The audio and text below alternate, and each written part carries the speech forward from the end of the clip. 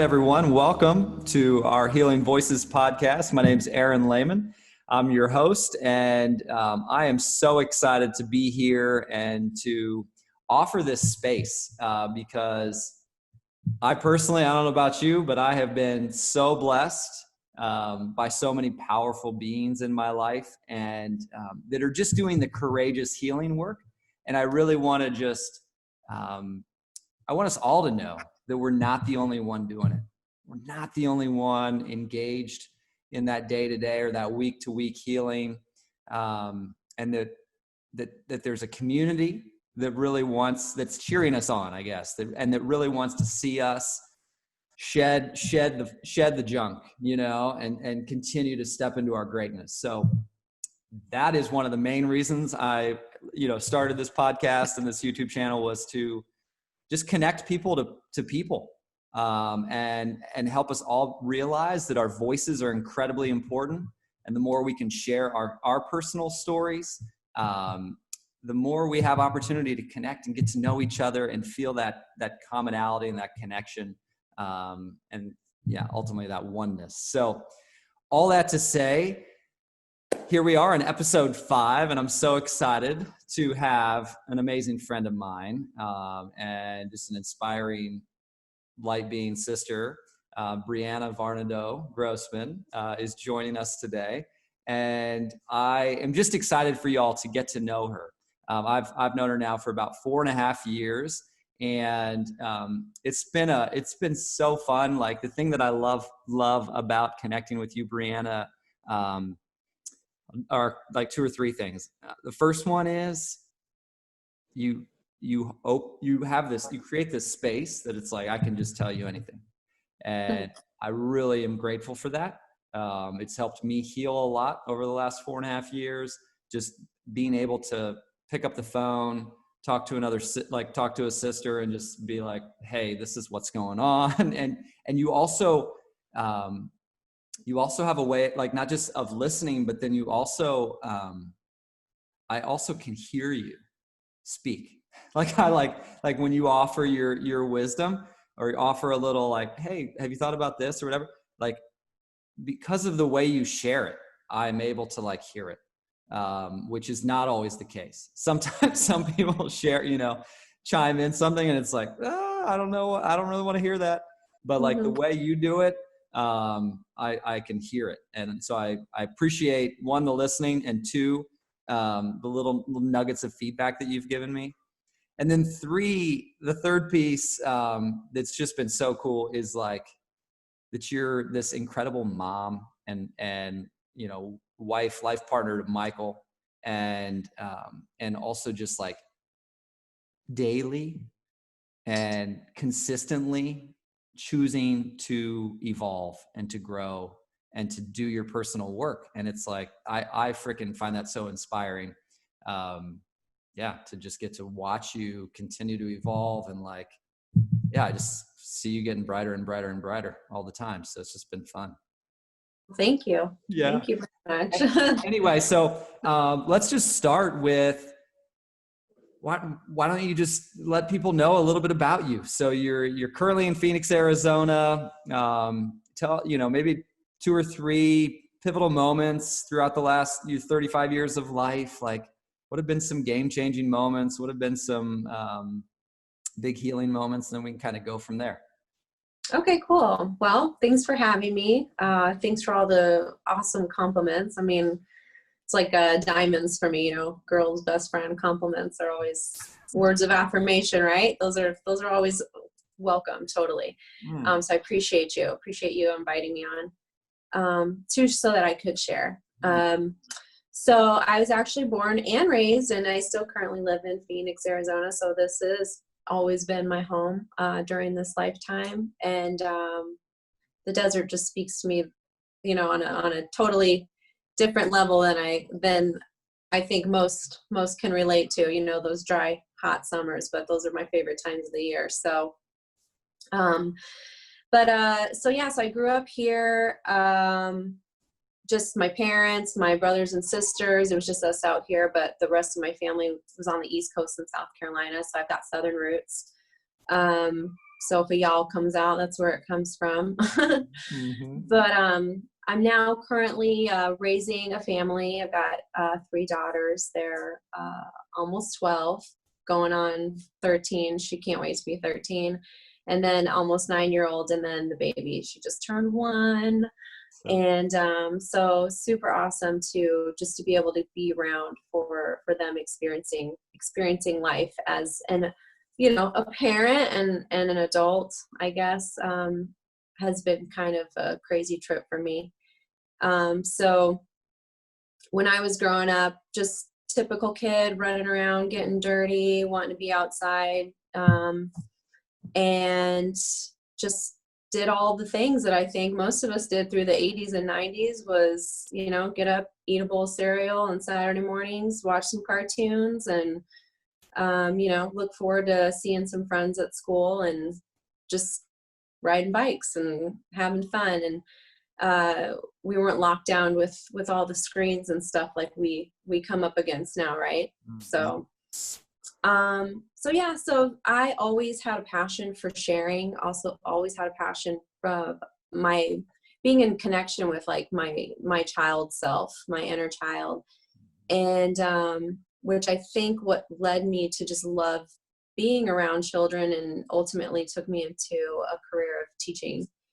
And I taught kindergarten for almost a decade, and just learned so much from all these beautiful little people that are just so pure and so innocent and so fresh and full of life. And so I was just doing the teacher thing for a while, and became a mom, got married, and became a mom and wanted to be home for my kids, because that balancing that teacher job and wanting to be the mom that I wanted to be full time, it was just things, just kind of one had to give.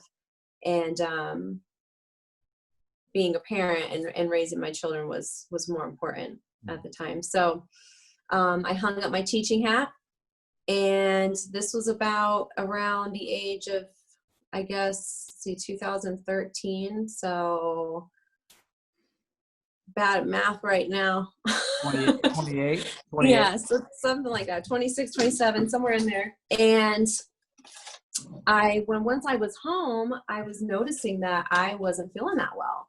And I don't know if it was just the fact that, I was slowing down and I didn't have so much to focus on as a teacher.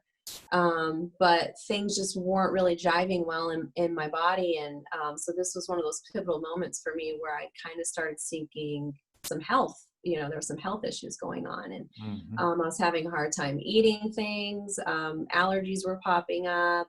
I just wasn't feeling well. I was just feeling low all the time, and just run down, stressed out. And I'm thinking, oh, well, maybe it was just from, all those years of just going, hardcore, full course as a teacher.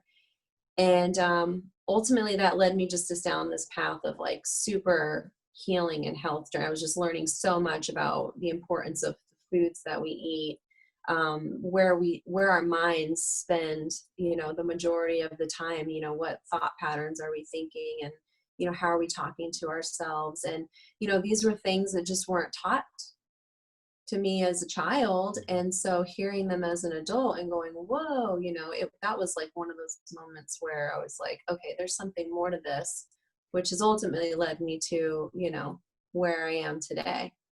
So that for sure was one of those moments, was that health journey, and, being put under a certain category and labeled as something, and then, learning how to take better care of myself and being taken out of that category based on my personal action and responsibility to just take better care of myself. I mean, that was just huge. And to be able to carry it down into, my kids and teaching them and sharing with others has helped me back into that place of education and teaching and sharing, and, which is why I'm so grateful to be on today to share that. So yeah.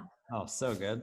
So good. So a couple follow-up questions. One, I'm just curious, like, almost a decade of teaching kindergarten. Mm-hmm. I remember substitute teaching some younger kids, and I was a high school teacher. So when I went and substitute taught some younger kids, I remember after like half a day, I was like, I could never do this, like it was just, there was so much energy. That was just hard for me, but yeah, you like loved it, and that's so beautiful. Yeah. What were some like, yeah, what was so precious about it? Like what do you remember just being like, oh, this is amazing? First of all, like I guess I could say that a little bit was from ego, having the kids come in and they were just like, ah, Miss Varnadoe, Miss Grossman, when I got married, and it's like, you feel like a celebrity. You're just like, oh my gosh. And they want to hang out with you. They want to know about you. They want to, and it's just like, and being around that just like high vibration that children carry. I mean, they're so pure, right? They're not weighed down by all the emotional stress and traumas. I mean, that a lot. I can't speak for all children, of course. There's a lot of different situations going on all the time in our world, which is also why our work is so important. But the majority of the children that I was working with, they were coming from loving homes, and they just were having fun and wanting to live life and just excited. And that was the energy that I wanted to be around. Throughout my childhood, there weren't always moments where, that was, or felt like a possibility.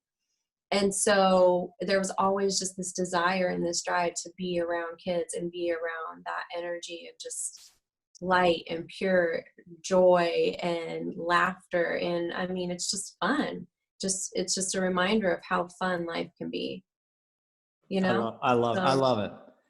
And I think that, I mean, that I'm sure a lot of us, the people listening, can agree. Like there is something about children that, we as adults, I was even joking with my wife today, with Sarah today, like I posted a dance video. I'm 38 years old, and I posted like dance videos on my Instagram last night, just being silly.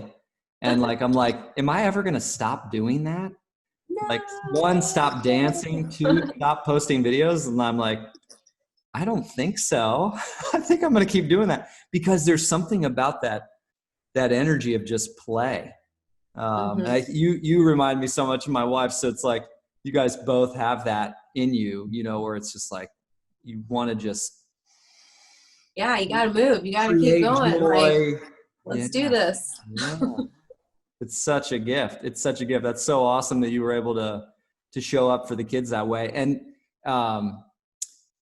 you also, they showed up for me. And they showed up for me. When you're and you saying curiosity, I also think that was another piece that popped out of me, because I'm thinking about, as we get older, we're like, who wants to know about us or something? It's kind of like, do people want to know about us?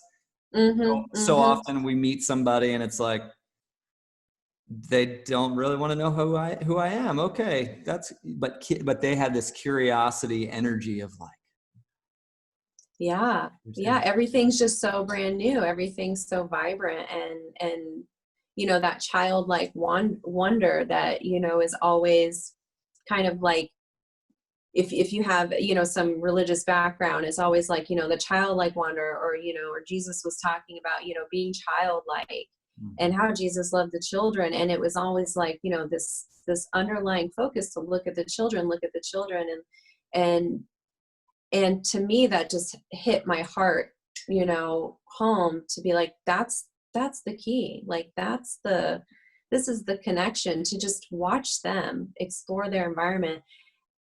And we did the same thing, but just somewhere along the way, we were conditioned to, get in line, get in order, do, come fit right over here. Don't say that. Don't do that. Don't look over there, and if you do, this is what's going to happen. And sometimes it always wasn't, maybe the best choice in, in disciplining or raising, a child, or speaking to a child. And, most of the time, the adults that have gotten lost in that world of seriousness and let's be real, and and they just kind of they've just forgotten, or maybe they just came from somewhere where they didn't have that kind of experience. And whether they want to know us or not, Yeah. we can hold that space for them and let them know that it's available to them. And it doesn't even have to be through words. It can just be through our thoughts and prayers. Yeah. Yeah. Love that. Love that. Well, anyway, that's so beautiful. And I love that, because I do that childlike reflection, I think is really a reminder and invitation to all of us. What is there anything specifically you do? Like, obviously, so you're with your girls now, right? But Right. is there anything you do, like, or what do you do for fun? What do you like to do for fun? And like, what are your, I mean, obviously like hanging out with them, hanging out with your family, but like, Right. They're an instant reminder to jump back into, Brianna circa 11 years old, Brianna circa, 8 years old. And so for me, it is a little easy because I can see them and they're a lot like me, or they do a lot of things that I'm like, oh yeah, I love to draw. They're sitting down with their, pens and markers and paper, and, I love to draw. I'm going to sit down and do it too. And just focusing on being positive. Some people are like, well, I'm not artistic, I don't know how to draw. And it's like, that's, says who? Where'd you hear that from? Who told you that? Who told you couldn't draw? And so, and it doesn't matter. We're all unique. We all have our own talents. So for me, definitely art. I love to create. I love to just get my hands on any kind of paint or marker or crayon or, anything like that. The rainbow. yeah. So definitely that, getting outside and doing things that I remembered were fun for me as a child. And so that's why I always encourage everybody, just kind of do a visualization of closing your eyes and take yourself back to an age that you can remember playing. And for some people it might be 5 or 9 or 13, but just take yourself back to a time where you were having fun and you were playing. What were you doing? Okay, so whatever that was, I mean, try to start incorporating that more into your life and, start doing those things. A lot of times we think we got to, work out, and workout's supposed to look like this, and we're supposed to do this many reps and this many sets. And I'm like, if it's not fun and I'm not having a fun time doing it, I don't want to do it. So it's like, you got to sell me on the fun part first. So that's why I always tell everybody, I'm like, just think of what you were doing where you're having fun and you were laughing, and just do that. Just go there first. I like that. I like that. So it's almost like you do like a check-in on, will this bring me joy? Right. Is this something I can touch bliss, or touch fun, have fun with? And being grateful, right? I mean, that we have the freedom to even choose these things, that I have the choice to get to go outside today and, pick up a Frisbee and throw it. Or I even just get to go outside and breathe. Or, we can just get on down to just breathing and being grateful for being alive today. Yeah. And, and saying a prayer for everybody that didn't make it through the night. Yeah. Wow. So with so many choices, we have so many choices. Totally. Well, tell us more about so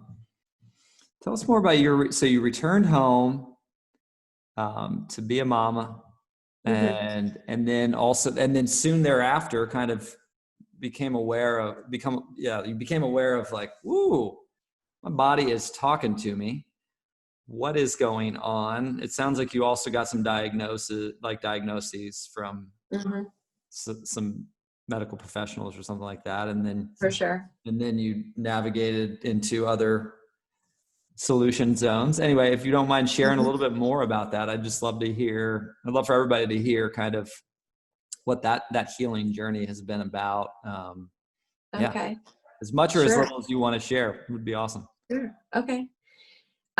So on my mom's side of the family, there was just a life journey theme of loss.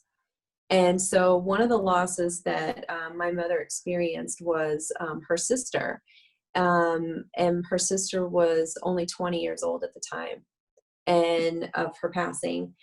And so from the age of about 15 years old to 20, she just endured a lot of suffering, basically being a guinea pig for conventional medical treatment for what her diagnosis was, which was lupus. And at the time in the 70s, there just, there wasn't a lot of resources, I suppose, or knowledge on how to properly take care of this disease. And so naturally I've gone down all the rabbit holes and everything to, to try to wrap my mind around her experience, because for whatever reason, I've always just been drawn to her. Although I never met her. So there was always just a fascination with her story and with her life journey for me. And so I get to know her through my mom's stories and through pictures and things like that. And also my, personal connection with her through prayer. Mm-hmm. But so her story, and then also my grandmother, which was my mother's mother and my aunt's mother, and her issues with autoimmune illness and she had a goiter, so she had a thyroid illness. So fast forward, my mom ended up having issues and she was put on medication. So there was just this ancestral line of sickness. Mm-hmm. And then so whether I created it myself, hearing these stories and then thinking, oh, I'm going to get sick, I'm going to get ill, I'm going to get, an autoimmune disease because it runs in my family, and self-fulfilling. I mean, it ultimately it did. And then so what happened was history was in a sense repeating itself. And then so once I got my diagnosis of Hashimoto's thyroiditis, and I was, if I continued my lifestyle choices that I was making at the time, I would be tapping into possible lupus and possible Sjogren's syndrome and whatever else, you wanted to throw on the list. There's like over 300 autoimmune symptoms. So mm-hmm. there's a lot of things you can bring down and start sticking on yourself. So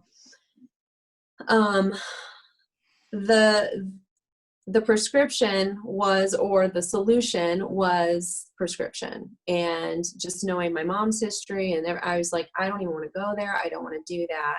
And,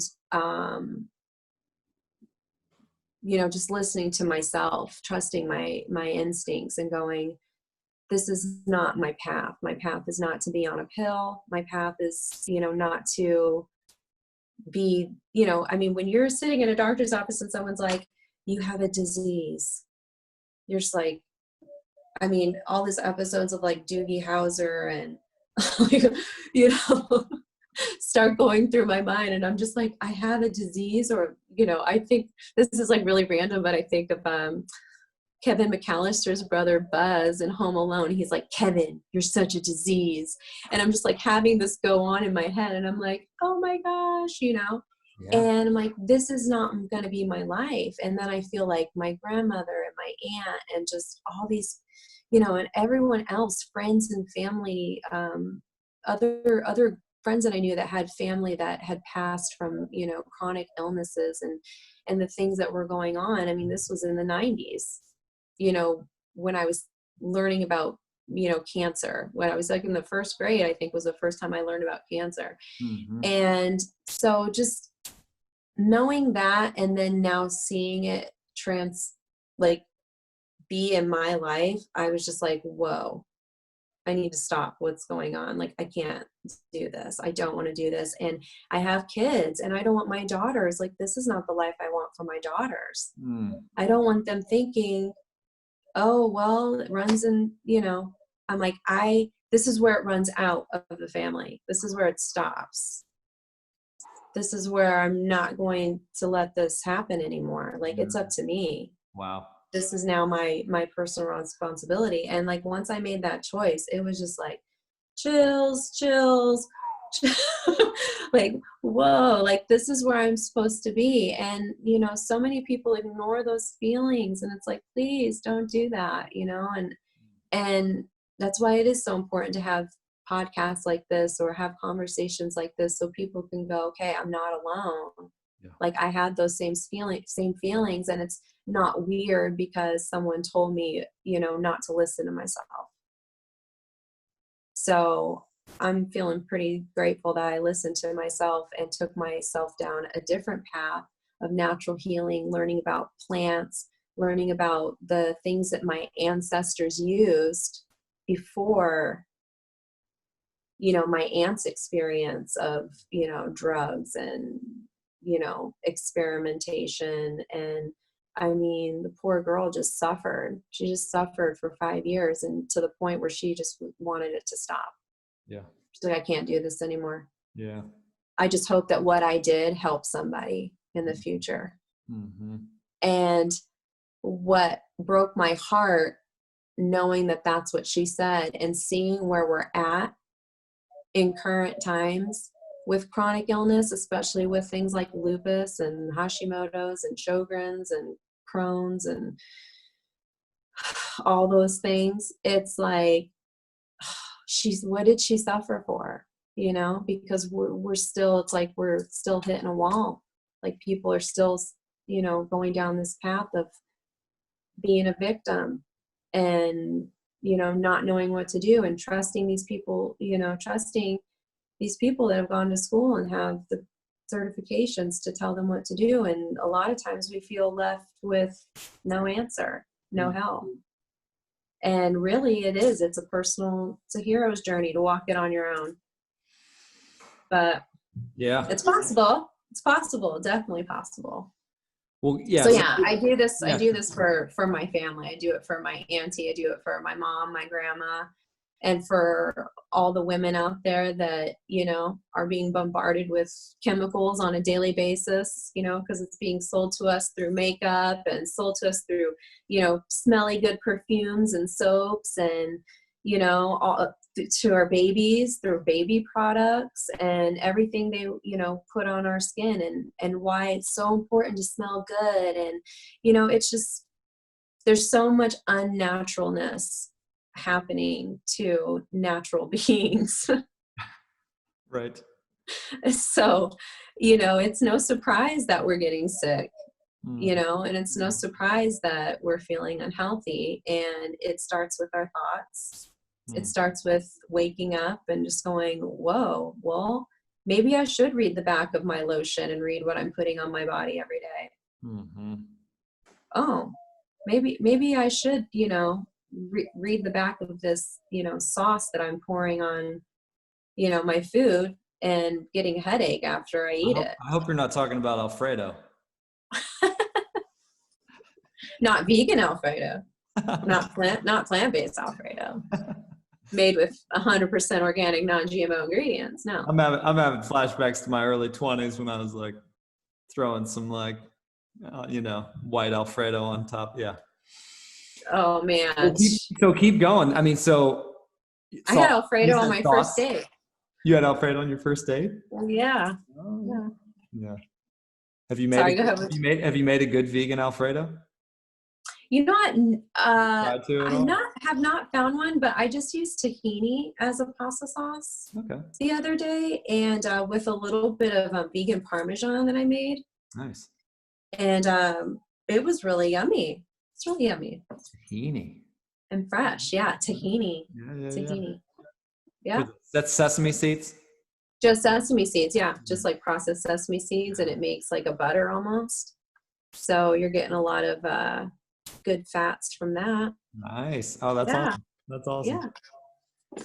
Well, so keep going on. So thoughts, you said thoughts were a big kind of awakening of like the thoughts that are, how much that's influencing your wellness. Yeah. And then you talked about skin, like stuff we're putting on our bodies nonstop and how that's impacting, and then what we're putting in our bodies. Tell us a little bit about some of those specifics, like shifts that you made, and started to realize like, woo, how much is my mind involved in this physical wellness being, or physical dis-ease being created.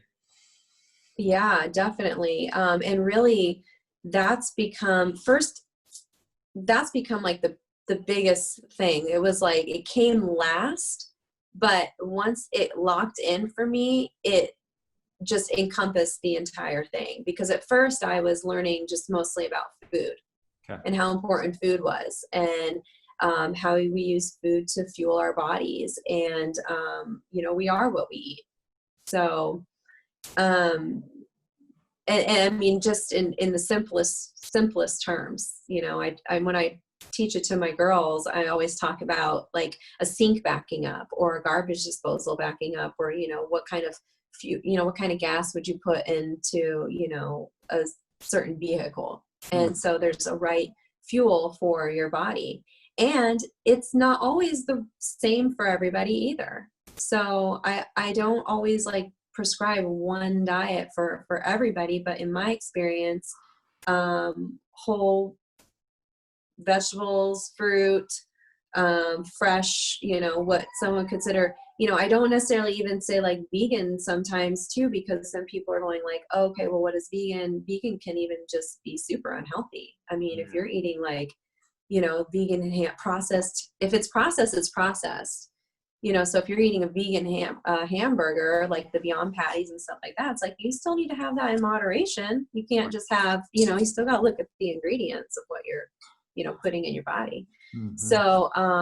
So there was food. And then once there was the food, then I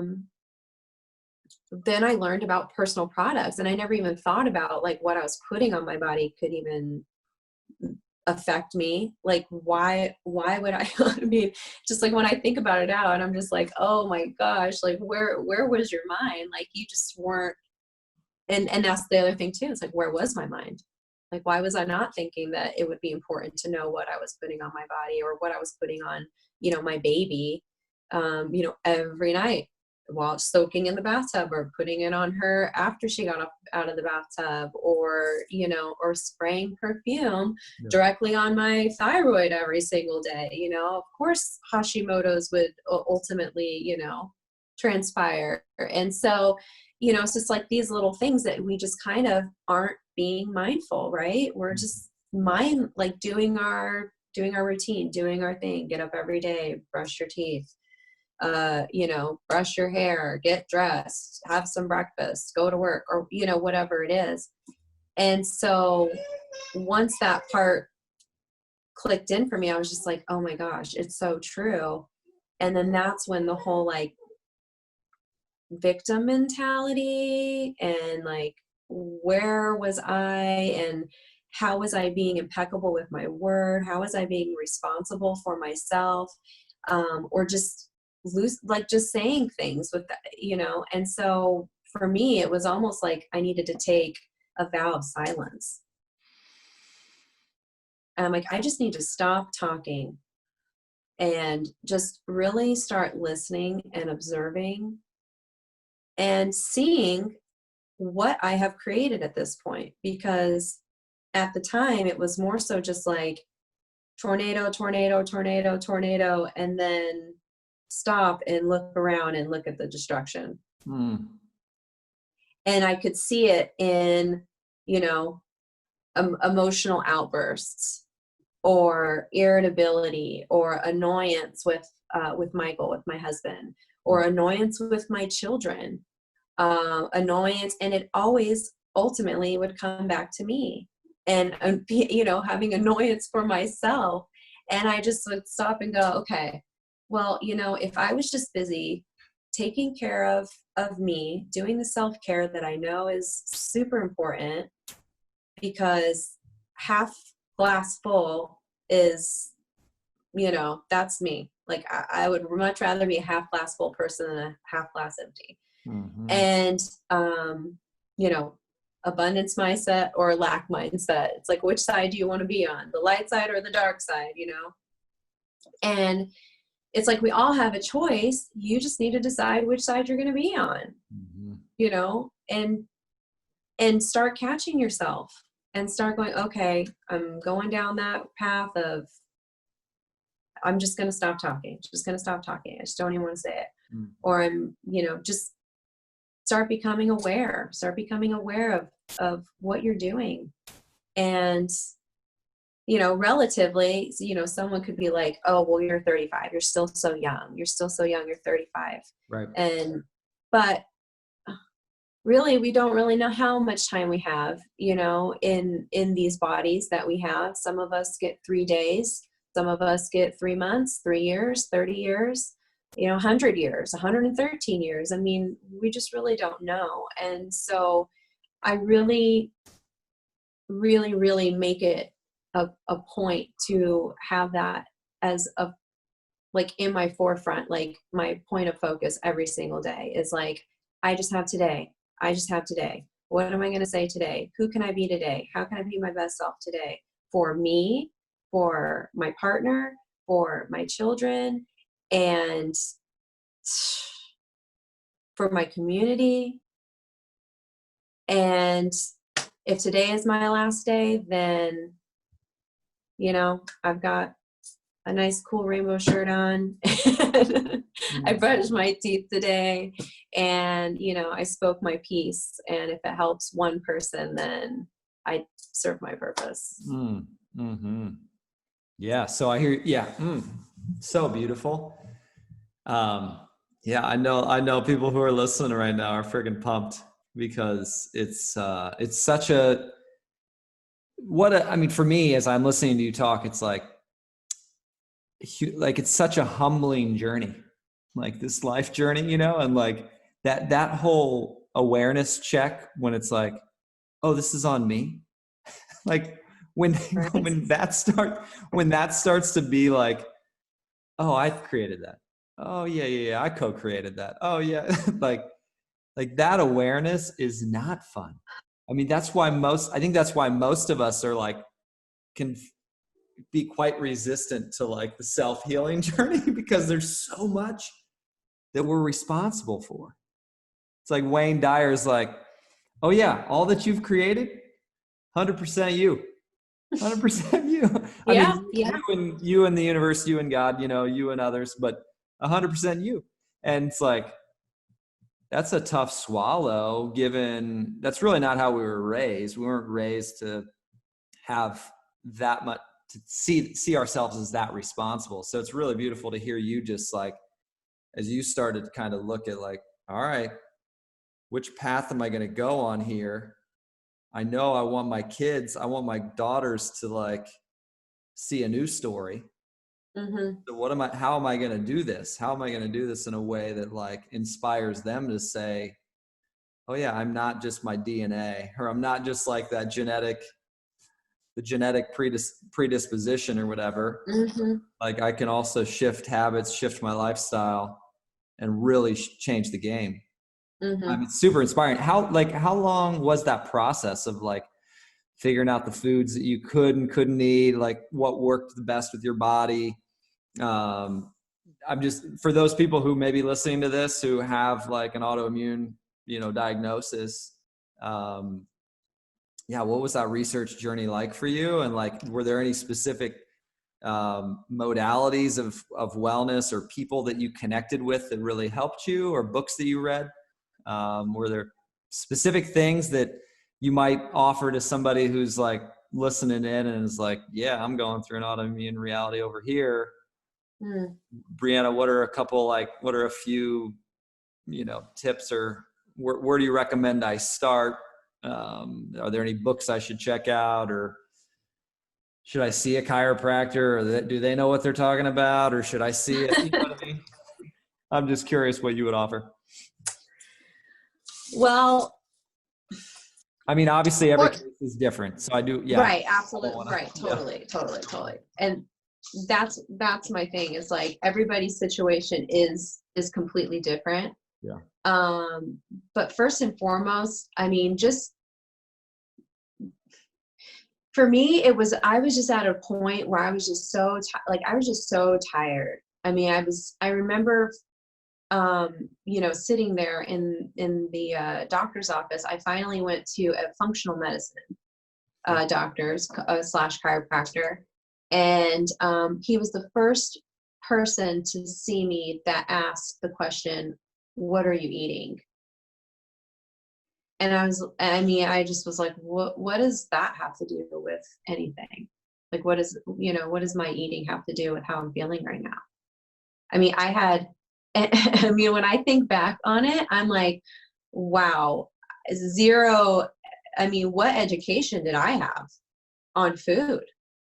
None of us did, I right? mean, not enough to even think. I mean, and I consider myself a intelligent person, and I just never made that connection of food making me or affecting the way that I felt. And so he talked to me about the importance of the liver and the liver functions, and I mean thousands of functions in our body, and how it filters so many things for us. And when we're putting a lot of like heavy oils and a lot of, I mean, you can just visualize, oil going through this organ, and and whatever else, whatever other residue, toxic, whatever, getting stuck and clumped inside this, this precious life-giving organ that we have, and just never loving on it, never doing anything back for it, just continuing to be like, rah, rah, rah, I'm just going to eat, the whole bag of Doritos, and then I'm going to go have a, butter tortilla and wash that all down with a couple Dr. Peppers, and, and then I might even take a couple scoops of Cool Whip, out of the fridge. I mean, it was just like complete disconnection between, food, and it was just emotional eating for me. Mm-hmm. And so, and of course that was like a whole unraveling of things, too. So that's why, again, this is all different, on everybody's journey is different, because we all have so many experiences and related, and sometimes we don't even know that, maybe the way that we're eating is related to, how we felt growing up as a kid, or or how this experience led to this, and da da da da da. Mm-hmm. And so for me, it was the food, and what works best for me, like I said, is raw fruits and vegetables, mostly raw fruits and vegetables. I still love cooked food. I still, am, but I eat it in, moderation. And if I'm going to have something, I try to find the best ingredients and make it in the best, healthiest way. Right now I'm experiencing with zero oil. Like I'm experiencing just cooking without reaching for, olive oil or avocado oil.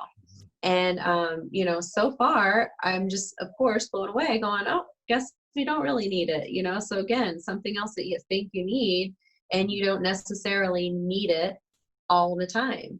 I'm not saying it's terrible and don't ever use it, but you don't, it's just these little things where you get to make little tweaks and do different things all the time. You don't have to always succumb to the same routine, same thing all the time. I mean, and really, again, that's when things get boring, right? Things aren't fun when we're doing the same thing all the time. So, Yeah. so one of the people that was very important and pivotal for me in my healing was medical medium Anthony William. Mm-hmm. Huge. I mean, when I started listening to his podcast, I mean, it was just like, whoa, whoa, whoa, and just making connection after connection. He's got a book called Life Changing Foods. I believe that's what it's called. And just the way he breaks down, the foods, and how all the nutrients and vitamins that you get from these raw, fresh foods, and why they're so important to eat them raw and fresh, because of the sunshine and the enzymes and biophotons and all the important things that our living organism body needs. I saw a quote the other day that was like, you can't expect to feel alive if you eat dead food. And so I'm just like, well, that makes sense to me, right? So I guess that's how I'm gonna, move forward. I'm just gonna, take that as another little nugget of wisdom from the universe, and keep going down this path, because it feels good to me. So, Mm-hmm. and again, just that, it's like, do what feels good to you. And be honest with yourself, if it doesn't feel good, then don't stop doing that. And yeah, it's painful. And yeah, sometimes it really sucks. And yeah, sometimes you got to get rid of some people in your life, or, or just lessen the connection a little bit, and take a break. Sometimes we can't always get rid of everybody, but, Right.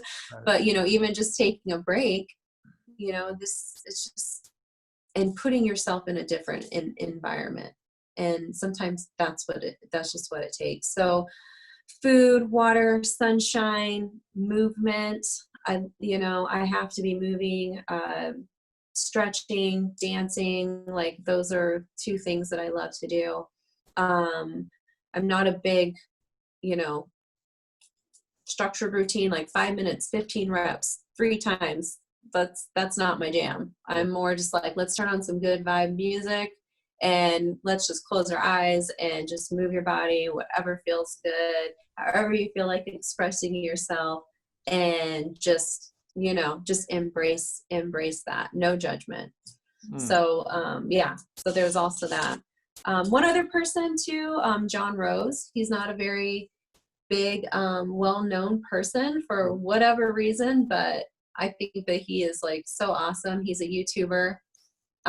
He's been raw vegan for like over 30 years. He's in his late 60s, and I think this man is just always spitting truth. So I love listening to him. So, John Rose on YouTube. John Rose, yeah, on YouTube. Okay. Mm-hmm. Wow.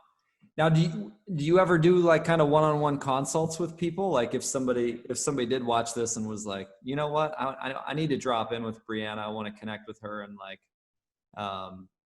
have her kind of point me in the direction of books to read, movies to watch, da da da. Like, would you be open to hanging out with some people or For helping? sure. Yeah, absolutely. Yeah. Okay. That's what I'm here for. Yeah. Awesome. Oh my gosh, so good. Yeah. I'm just super inspired by you and that courageous walk, because I know that, I mean, you can speak about it now, and I love that you like the last piece you focused on was also just the mindset shifting. That it was like the food stuff made sense first off, and like kind of shifting things there. Then it was like, all right, get synthetic toxic stuff off of my skin, off of my body, stop spraying the perfumes. And then you kept going, and it was like, woo, what am I, like, what am I thinking about every day? Like, how can I make shifts here? And how's that going to support all of this? Right. On that journey, because, I feel like you were, when I met you, you were already kind of locked in on food and locked in on, keeping it pretty clean, like product wise. But I feel like I've gotten to be a part of some of your like expansion, like just this like mental. I remember you and Michael like 4 years ago, like had like 2 journals going, one blue journal and one red journal, or something like that. Where on that journey, on your mindset shifting journey, any like tips or authors that you would recommend for people that are kind of just starting, or on their journey, their wellness journey? Yeah. Oh, definitely. So when we first met, I actually had just finished that. I had done the seminars with the Landmark group. Totally. So I don't really know much about if they're international or national. Right. But going to that seminar was like a huge turning point for me, in recognizing that I had been living, way too high of a percentage of my life, and spending too much of my time in victim mode, and thinking that things were always happening to me, and why is that person looking at me, and why does she probably doesn't want to do that, and like assuming things and making up stories, and it's just it took me to a point of going, wow, you just need to stop. And immediately, for anybody that's doing that, anybody that's doing that, and first of all, don't blame yourself, because that's not going to that's not going to get you. Now you're just, that's like perpetuating the situation. Mm-hmm. And it's like, first of all, I just need to stop, be here now, focus in the moment, and just say, I am where I am now. I'm thankful for being here. I lived the life that I've lived so far, and the things that happened are the things that happened, and they made me who I am at this point. And now I can change. Now I can stop the madness. I can stop the ridiculousness. I can just focus on being better right now. And it can be as simple as, turning the television off, getting up and grabbing a book, or, putting the soda down and drinking a water, or, just going outside, or calling a friend. And I mean, just these little tiny things. And it's like the small things. And sometimes we're like, oh, we don't like the small thing, but it's like, sometimes those small things are so, so, so huge. Mm. And what is Aristotle, the sum is greater than the whole of its parts. That thing, it's like, when you just start doing these little things, like the bigger picture, and you just focus on the bigger picture, and just how great it is to be alive. I mean, and live in gratitude. Right away, gratitude always for me just drops me right back in. Like, once I start going to that place of going like, oh, this is happening, or oh, this is not going my way, it's like, stop, gratitude, and that's it. And so following that seminar, I was also turned on to Abraham Hicks. Okay. So, and Abraham Hicks to me is something that I think that everybody should listen to. For some, you might listen to it and it doesn't speak to you, and that's fine. It may not speak to you right now. There were times where I would listen to it and then it wouldn't make sense, and then I'd turn it off, and then I'd pick it back up again. Mm-hmm. And then I would be like, oh, okay, a little bit more sense today. So I started listening to Abraham about 4 years ago. Mm-hmm. And to this morning, I listened to a recording that I had listened to, I mean, maybe 8 or 10 times. And every time I listen to it, I get a little bit more from it. But for whatever reason, this morning I listened to it, and the entire thing spoke to me, the entire thing. So don't give up. Don't give up. Just because something might not be speaking to you right now, but it's good stuff. Just keep it in your back pocket for later, because you might get to a point and you go, okay, now this makes sense to me. So Abraham for sure there too. Mm-hmm. That's beautiful. I love that, the don't give up piece, because I think that, it's like, we have to realize like, oh, I've spent 38 years thinking that way. Like, I know. If I want to shift it, like, it's going to take a little while. It's not going to be, it's not going to be overnight. I mean, I go back and look at, when we go back in photo albums and things like that, and I'm like looking at, myself 10 years ago, and I just go, oh, I love that girl. I love that girl so much. I could just give her a big hug and just, tell her to stop stressing out about, the things, whatever the things were that, I was stressing out about 10 years ago. And, that's it. That's it. It's just loving on yourself is so important. And when you're loving on yourself and you're being your best self, then you can love on yourself and help other people and love on others. Mm-hmm. Because you can't pour from an empty cup. Yeah. And of course, this is all stuff that we've heard before, right? It's just like those reminders. It's just those reminders. We gotta hear it though, right? I mean, I'm like, I'm soaking every word in that you're sharing, because it's like I need the reminders. We need those reminders. Yeah. Huh. Mm-hmm. So being at home right now with a 1-year-old, and you said an almost 13-year-old and a 9-year-old. Yeah. Mhm.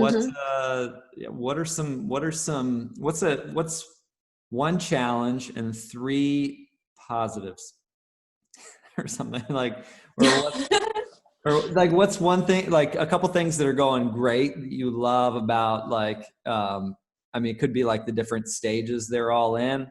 And then like, and then also what's kind of what is the challenging thought that pops up on occasion where you're like, ooh, that one keeps playing, or whatever. Like, Mhm. Mhm. yeah, I'm just curious, like real talk, like, cause we're all experiencing bliss and challenge, so I'm just curious to For know. sure.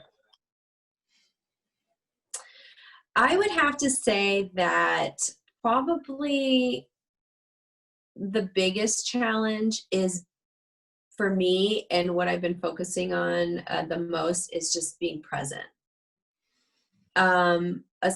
Especially with, everyone's different, you've got so many different personalities and everybody wants to do their thing. And so and then there's mom, so it's like, and mom, the expectation is mom needs to drop, whatever mom's doing to come and, help me out and do what I need to do.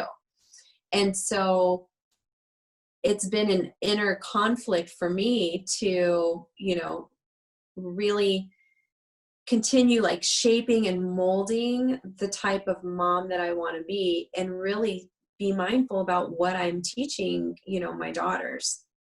And in my mind, my goal is to raise independent um, females that are able to provide for themselves, and and are just empowered females, and um, they're successful on their own in their own right. And so um, and they've been, and they're just embracing their true authentic selves. And so trying to encourage and support and have an environment that does that has also challenged me, because I wasn't raised that way.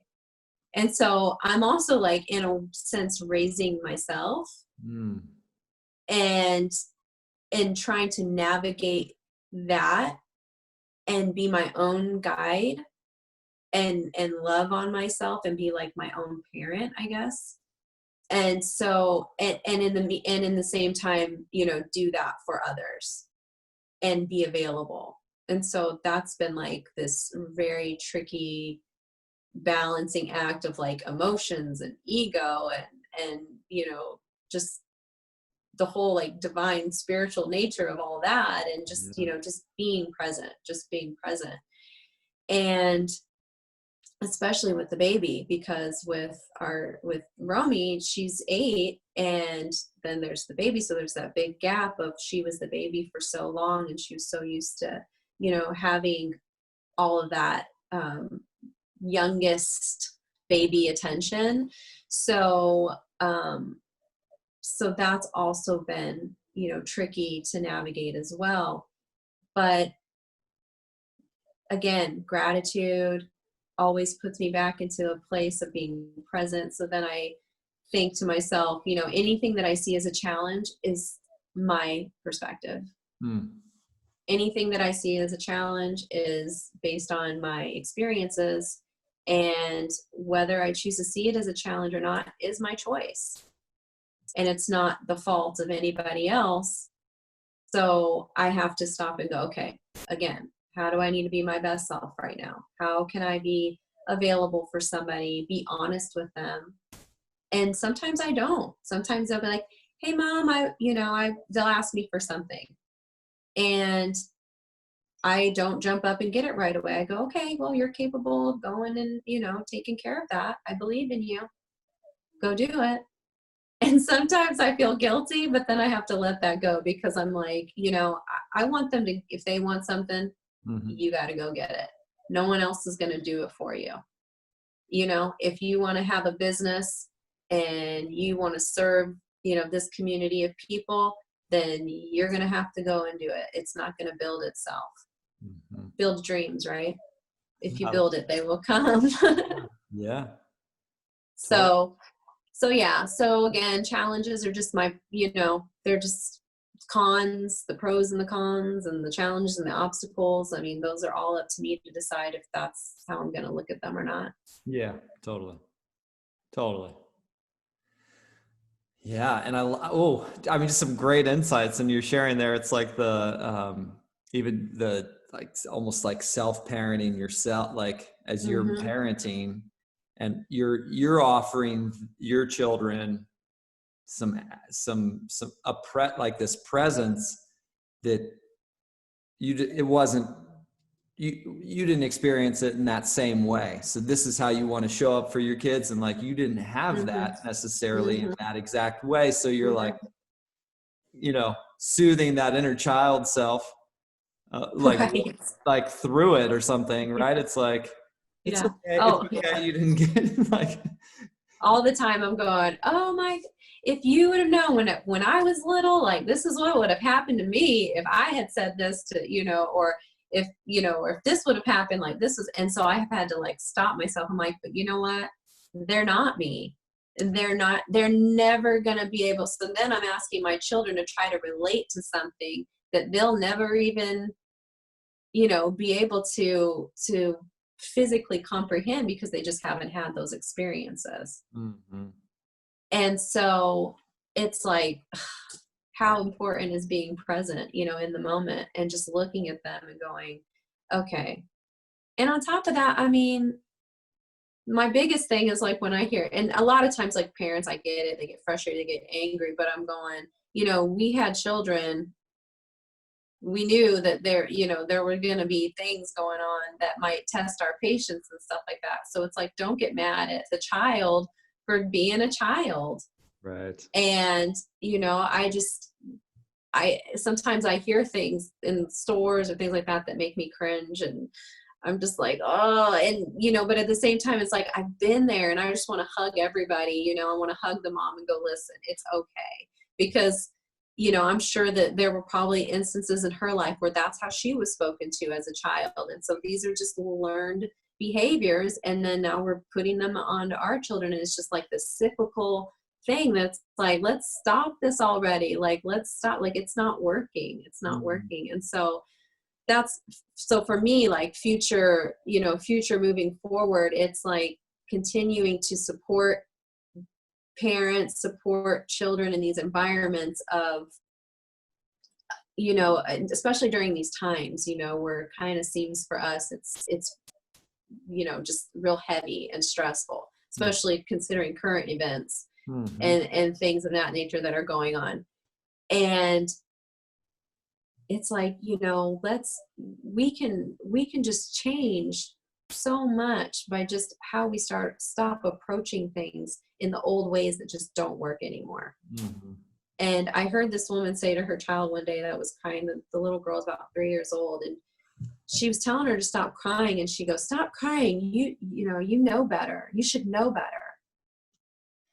And she was just like, just raising her voice, and I'm going, she's 3 years old, she's only been here for 3 years, and she's upset, and she's trying to communicate that to you, and she's emotional, and I'm thinking, pick her up, hold her, and say, hey, it's okay, let's talk about what's going on. And and in my head I'm going, you're 30 or 40 years old, you should know better, instead of yelling it, but then again, like that's my judgment. I'm like, how can I help, how can I, without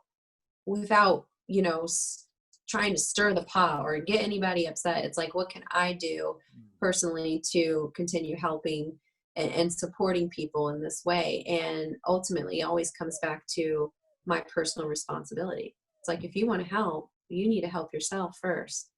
You need to get right with yourself, body, mind, and spirit, so that you can now, you know, return that, Mm-hmm. return that, take that in, love all that in, and Mm-hmm. then love it all out, love it Yeah. all out, you know? Mm. So, Brianna, you and Michael, you are such a unique duo in the way in which you parent. Like, what are you guys leaning upon? Where are you getting your ideas of how you're doing your parenting? Are there books you've read or Facebook groups or pages you're following, or, you know what I mean? Like, cause Yeah. it's really forward thinking, is what I'm observing, is just really forward thinking. And I really find it super inspiring. I'm just curious, like, what are you guys leaning on? I mean, obviously your intuition and your own hearts, right? But like, Yeah, definitely. I mean, that when you asked that question, that was my my first answer in my head was, I just go with my heart, what feels good always. And also too, just as cliche as it sounds, is the golden rule, treat yourself and others the way you would like to be treated. mm-hmm. And so, and I remember hearing that as a child, and like, that just was like, yeah, like that makes so much sense. Right. And unfortunately, there's a lot of times where not everyone's in situations that, that would even make sense to them, because there's just so many layers of thickness of trauma, or tragedy and loss and despair, and just all of those low vibrational feelings that can just really pull and weigh somebody down. And so for me, I'm always encouraging to just find just the little things, and it's like gratitude, and just find those little seeds of gratitude and continue to just, like, when you would like climb that rope in PE and you just like get over each little knot and you're like, okay, I'm like getting closer. I'm almost there. And so I use that as a visual for me, or like breadcrumbs, where I'll get little things and I'm like, oh yeah, that kind of reminds me of that one time that, this happened, and oh yeah, and then that person was there, and oh yeah, that didn't feel good, or when they said that to me, and and so it's like I start doing that, I guess, in personal private investigation work, and then I'm going like, wow, am I holding on to that still? So and that was just stuff that I learned from just reading. I mean, just any personal development book that that I picked up. And I have a habit of not always reading books from front to cover. Like I'll pick up a pick up a book and I'm like, oh, this book looks so awesome. And so I've had to accept the fact that I'm not a front to back book reader. I'm like a serial flipper, where I'll just like pick up a book and I'm like, oh, this book popped up in my head, I'm going to go find that book, and I'm just going to flip through it, and oh, I land on this page, let's see what this page has to offer me today. And 10 out of 10 times I will read something and I'm like, oh yeah, I was just talking to so and so about this the other day, and now I've got my answer. And so when you start becoming aware and playing games like that with, anything, it could even just be like, I'm going to see an orange car.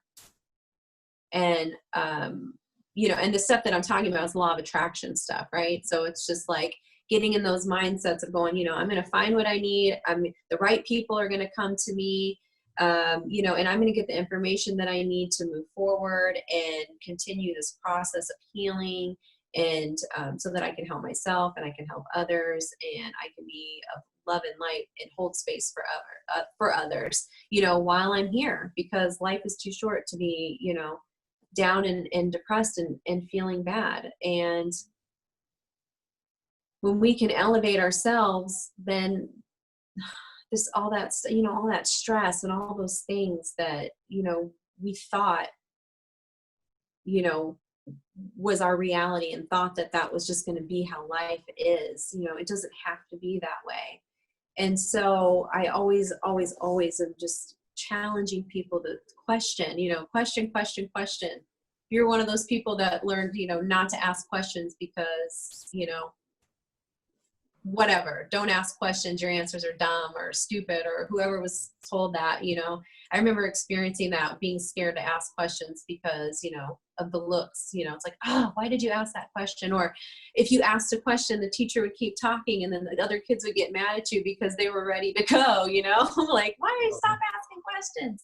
Mm-hmm. And so, but, we're not in that situation anymore, right? So it's like, asking those questions, keep following those breadcrumbs, keep trying to, figure these little things out, and, decide who you want to be, and then just keep moving, keep moving, keep moving in that direction, and when you get stuck, help yourself out, find some good friends that, can help you out too. The right kind of positive environment to surround yourself with, right? Mm. Yeah, I mean, I see you guys just modeling such cool things with your kids. I think that's what, and I've even overheard you guys say, like, you're even listening to like personal development, and with knowingly that the girls are in the room, or like, did you Right. guys Yeah. listen to it with them, or is it more like that, they're overhearing it and it's like, Right. or what? Yeah. Well, first and foremost, it's, I don't want people to think like, well, I need to start like forcing my kids to sit down and meditate, and it's like, you're going to meditate. It's like, don't do that. Don't do that. The best thing you can do for your child is to role model. Yeah. That's the best thing you can do, is role model. Just be a role model, and just really start adopting the idea that you're a role model, and you want to, because that's how they learn. Yep. Anybody that comes to me and it's like, okay, well, their child is, when I taught kindergarten, I had a student that would use colorful language in class. Yeah. And it wasn't mean or anything like that. It was always just like social, like he'd be like, damn, or, just like that's it. And I just knew that that's how he had heard it from his parents, because I had met his parents, and, just knowing their personalities and everything. Like, I know that that's where he was picking, that's where it was coming from. And, so I'm always like, they're just like monkey see, monkey do, especially when they're that little. And oh my gosh, with the baby, I mean, just watching her watch us, and how I've had to tell the older two, I go, your sister is watching you. Like, she is listening to everything you're saying. She's watching you when you girls are fighting. And, so she's going to pick these things up. And I go, can you imagine her being that way? And they're like, no. And I'm like, well, don't be surprised if she starts doing these things. Just be aware that she's picking it up from somewhere. So I had always joked around with my sister and said that whenever she had kids, I was going to speak to my niece or nephew with a British accent. And then that way they would whenever they saw me, I would speak with a British accent. And then when they're older later, I would use my regular voice, and they, and so we always joke around, like, they take in their information in their environments, and what they perceive is truth. So, therefore my niece or nephew would always believe that their aunt from Arizona had a British accent. And, and then be mind blown however many years later to find out that it was like an experiment or, something crazy. Yeah. But yeah, so I really just try to, I don't know if it's just my nature to, to analyze things, and, or to, and to teach and to educate. Like, a lot of my parenting skills come from just from within. I mean, there's really no other way to explain it. And again, it just goes back to taking care of yourself, getting in that place where you can be compassionate and you can be understanding, and, you're not in a place of giving your power away, even to your child, because a lot of times that's what happens when you see parents getting so upset. I mean, you're just giving your power right to your child. You're allowing their meltdown, to pull you in. You're getting drugged right into their, into their chaos. And then it's just, then what? Now we've just got this big, show of everybody's freaking out. Now everybody's mad, and, and now what? And then there's no resolution. There's no maybe there is, but a lot of times it's not, especially in certain situations if it's in public, and then there's like the whole layer of embarrassment and shame, and, and why did you do that to me, and that I'm never taking you there again. And then there's threats, and and then the disconnect in the relationship. And so And it does get hard, as your children get older and they become more independent and they start, wanting to express that independence, and we've always been with our girls. They've always expressed themselves, but now, especially with our oldest, she's preteen, she's really starting to, pull in a lot of other different factors that, we weren't dealing with before that. So everything is new, and we just kind of have to continue working with it and going, okay, this is new, but we can work with it. How can we make this feel good for everybody? And again, that comes down to communication. Communication is so important. Talking it out and not being afraid to have conversations, not be afraid of your kids asking you questions, especially if they're personal questions. I've always felt that, you could when they start asking questions, they're ready. And if they're already asking the questions, sometimes they'll get topics where, oh, she's, 8 years old. Why is she asking about this? So it's like, okay, well, ask her why she's asking about it. And then, in a very appropriate and educated way, let's talk about it. And if you don't know how to do that, get some resources, reach out to me, reach out to you, and we can help find resources for that too. One of my favorites is the parents version of the Tao Te Ching. And the author of that is escaping me right now, but I can get that to you at a later time. And yeah. I don't know, maybe you could we'll put it in, put it in the yeah. But that version of that book, it's just real simple reading. Just every day pick it up and read it. That has been super helpful to me, is that book. So cool. Yeah. I just had deja vu. That was awesome. You did? I did. So cool. We did this interview before. Oh my gosh. Okay. So good. And I love that. So really kind of like following your heart and your feelings, and communicating really well, paying attention, like not giving up your power in those moments, in those hotter moments, like how to, and just kind of always going back to the drawing board when new things pop up, where it's like, okay, this is new. How are we going to navigate this? Right. Yeah. Yeah. And just know that there's always help. Yeah. And even too, thoughts become things. And this was also a turning point for us in parenting, of going, my kids never listen. My kids never listen. My kids never listen. And I'm going, oh my gosh. Right. Let's stop saying that our kids never listen. And let's, and maybe let's look at ourselves and go, do we listen? Do we listen? Okay, maybe not. And that's the hard part, is having to turn it and look at yourself and go, okay, shoot, I was on my phone a lot this week. I need to go check in with them and have a conversation. I need to go and let them know, that they're important to me, that I value them, and that I appreciate them. And I'm going to set, I'm going to set the time aside to make sure that, this child and I, have time playing a board game together, or we go to the park together, or we do something that they enjoy doing, and snuggling. How many kids out there just want just a nice snuggle, and they just want some snuggle time. And yeah. And there's a reason for that. And a lot of times they're teaching us, especially the big snugglers, it's because maybe we weren't snuggled so much as kids. And so we're now being asked to heal because we've got a child that's a snuggler. You're so gifted. I love listening to you. All right. So a couple final questions.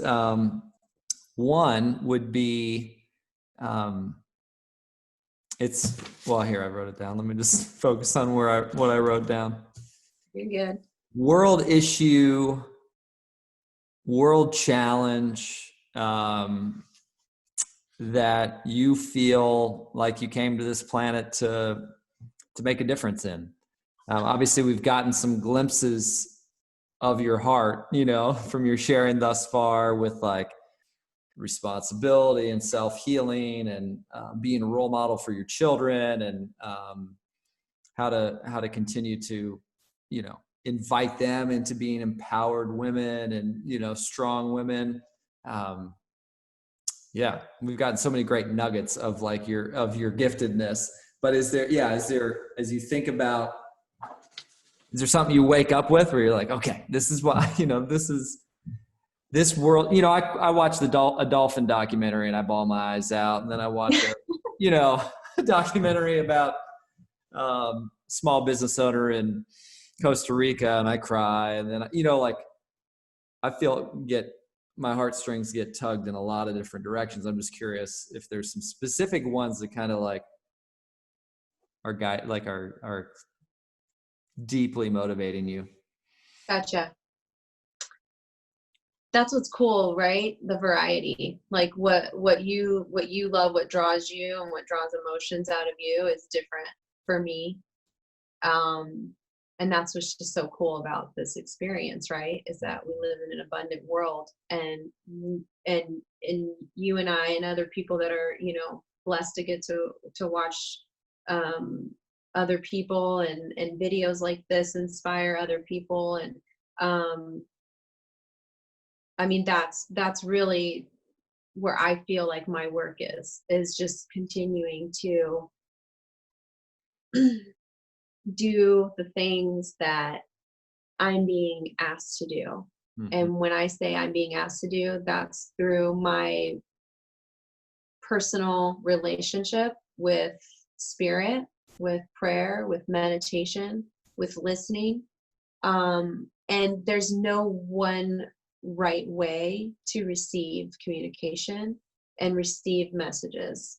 And so that was another little hurdle that I got over as well, is thinking that, well, I watch shows where, I don't know if anyone's watched the show Roma Downey, like Touched by an Angel, where like she shows up and then she's just got like the light on her head. And so I feel like shows like that, although they were great and inspiring and have their place, but also I felt like conditioned me to think that that's what those experiences were like. And if I wasn't having those types of experiences, then what I was experiencing wasn't valid. Or I was making it up, and or I couldn't trust what I was hearing. And that was the farthest from the truth that it was. So for me, I mean, just for fun, I get spoken to through license plates. I get spoken to through animals.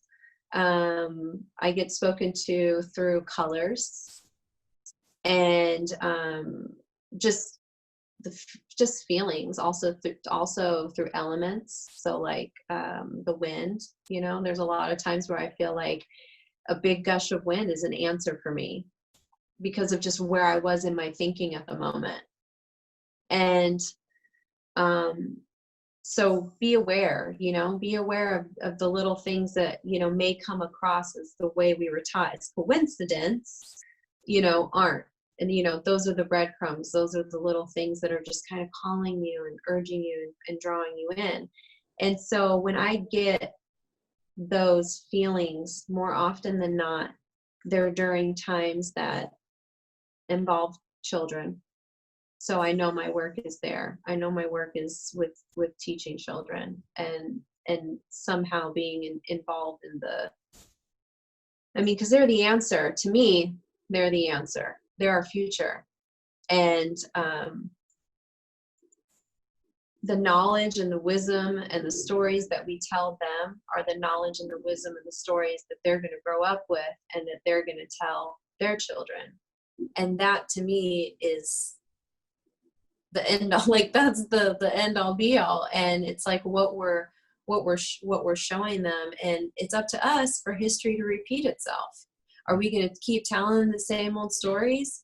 Or are we going to be creators and make our own stories and to inspire them to be better people. And the things that are happening now is just like a story, right? Just a thing in the past that happened. And then all the people came together and they started loving on each other, and they started, and everybody just sang, and we joyfully danced, and, and lived our lives in peace and harmony, and, ate good foods and got great sun, and, and just got to be with each other. And so I know that my work is there with the kids, and also too, just with, like you said, with females. I mean, I guess that's just being a female, if that's also one of my purposes in this lifetime, as I've come into this body, as a woman, and just the mindset of what women should be, especially with having Southern roots, has been like another thing for me. I'm like, man, I'm so glad I grew up in Arizona, because I don't know, I could be living a completely different life, outside of that, or, so just continuing to stay grateful and to stay blessed for where I am, and then being in that position and helping others. But empowering females, I know, is also a part of that. I mean, I have 3 daughters. I don't know how else if I need any more evidence than that. Right. Yeah, totally. And they're all Spitfires. They're all fiery Spitfires. Just strong. Yeah. They're so strong. I love them. Oh man. Watch out for these 3. So good. So good. All right. So last question. You've got a room full of, 10, 20,000 people. They've all come through, and they're like, Brianna, give us like 2 or 3 wisdom drops. Give us 2 or 3 things you would recommend. And we know, like, they're looking at you and they're like, we know, we're unique and we're different. We know that, but what do you declare is really important for us to care about? What do you recommend we explore? Anyway, yeah. What are 2 or 3 things that you'd like to leave with that room full of people? No pressure. No pressure. And No hey, pressure. what's fun is, like, your answer today, like 3 days from now, based on what you've been going through over the next 3 days, could be different, Right. There's no wrong Right. response. Yeah, not at No all. wrong response. Okay. Well, today, if I was standing in front of all those people today, Yeah. okay. First and foremost, I mean, just always seeking solutions. And again, it just goes back to, your thought. What side are you on? Are you looking for problems, or are you looking for solutions? Because when you're looking for problems, but, seek and ye shall find, right? Mm-hmm. You're going to find the problems. So when we're seeking solutions, that's the key. That's the key. So, my solutions that I would bring to the table would be a gratitude practice. Just staying in gratitude. And it's as simple as breath.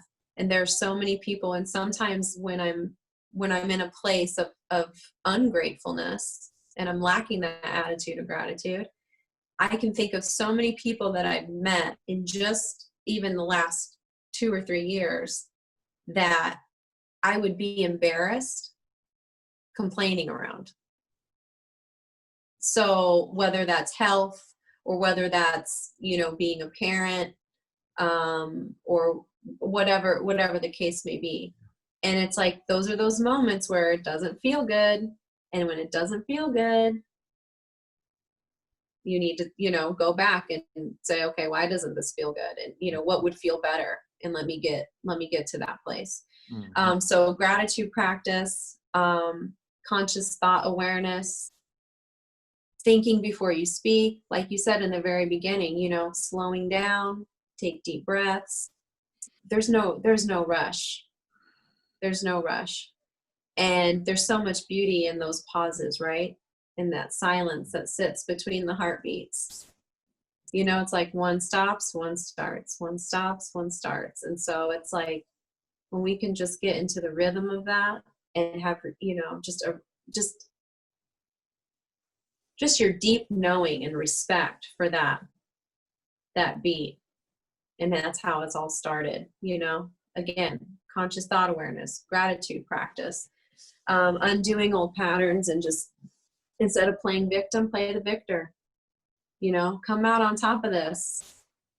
I think you've posted stuff before that it's like the biggest regret people have on their deathbed is that, you know, they should have lived more.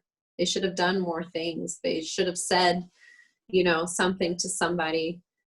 And so it's like, why wait? Why wait? What are you waiting for? Mm-hmm. You're born here. You're born to do this. You're born to be wild. Right. So, no joke. That's it. Yeah. So good. So good. I love those. And I think that, the 10,000, the 20,000 went wild. It went wild for the victor. Yeah. That's what my last maiden name is Varnadoe, and my mom would spell her name on the phone to people. She'd say, my name is, you know, Varnadoe, and then she'd go V as in Victor, A-R, N as in Nancy, A, and then she'd go through the rest of the thing. And so when I read that, I would go V as in Victor. I'm like, that's one of my hints, right? That's one of my clues. That was one of the hints. And I looked out the window and saw a hummingbird, like right after when you started doing the cheering.